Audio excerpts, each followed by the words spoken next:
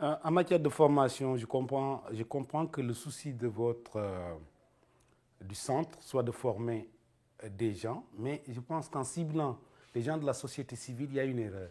Il faut cibler surtout les travailleurs du secteur informel, parce que c'est là-bas où se trouvent les réserves de productivité.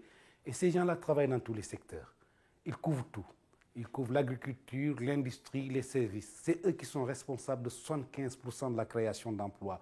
On les appelle d'une manière dérogatoire le secteur informel, mais en fait, ces gens-là représentent en Afrique ce que les entreprises familiales représentaient ici en Italie dans le temps.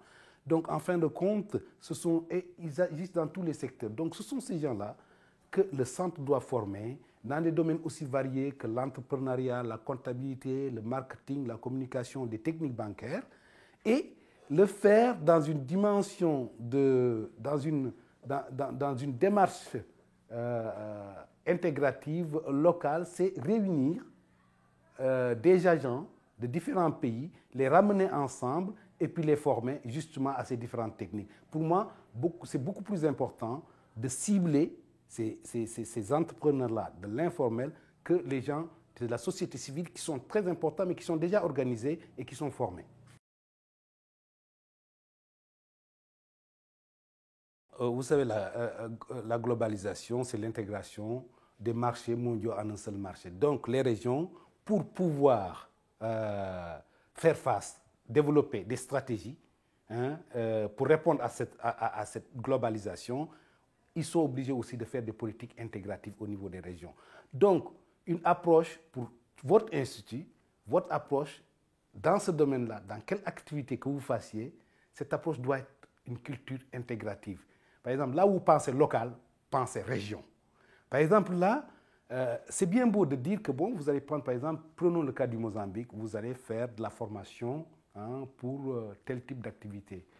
Mais si vous prenez l'Angola, le Mozambique et d'autres pays, des agents faisant la même activité et vous les formez ensemble ici, ça participe d'une culture intégrative. Parce que chacun faisant son activité dans un domaine spécifique, vous les réunissez ensemble pour le même module de formation, que ce soit dans la technique comptable, que ce soit dans l'entrepreneuriat.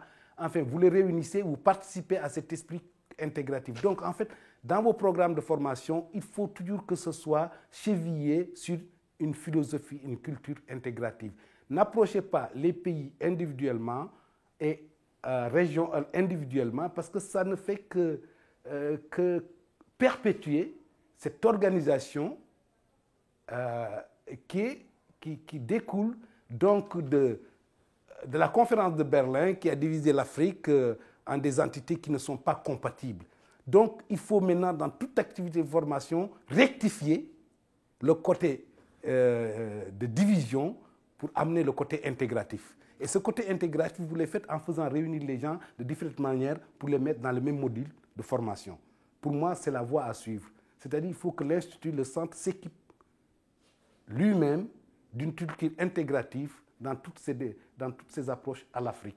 Ça lui permet de formuler maintenant des programmes intégratifs.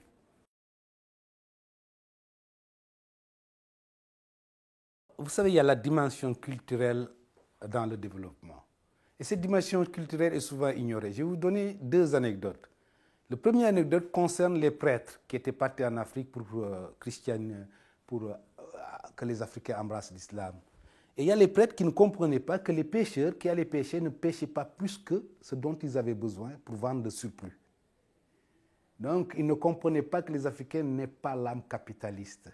Et maintenant, la même réflexion est faite par les Chinois. Les Chinois viennent et demandent, parce qu'ils veulent que l'unité productive marche 24 heures sur 24, ils veulent que les gens, des heures supplémentaires. Les gens leur disent, mais nous, on préfère gagner moins, mais passer plus de temps avec notre famille. Et là aussi, les Chinois ne les comprennent pas. Ils utilisent ça comme argument pour faire venir de la main-d'œuvre de Chine. Donc, quand même, il y a la dimension culturelle et si on voit que les peuples du Sud, comme les Noirs ou les Indiens d'Amérique latine, ont beaucoup moins bien fait que dans le capitalisme parce qu'en fait, ils ont beaucoup moins de la culture du profit, de la productivité. Il y a d'autres éléments dans la vie qui importent plus. les relations familiales, le rapport à la nature.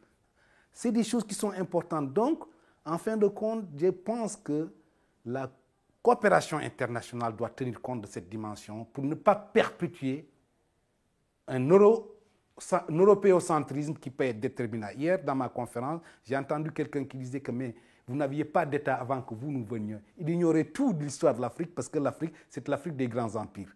Donc, je pense qu'il faut tenir compte de la dimension culturelle si on veut que le projet développement soit un projet global, total.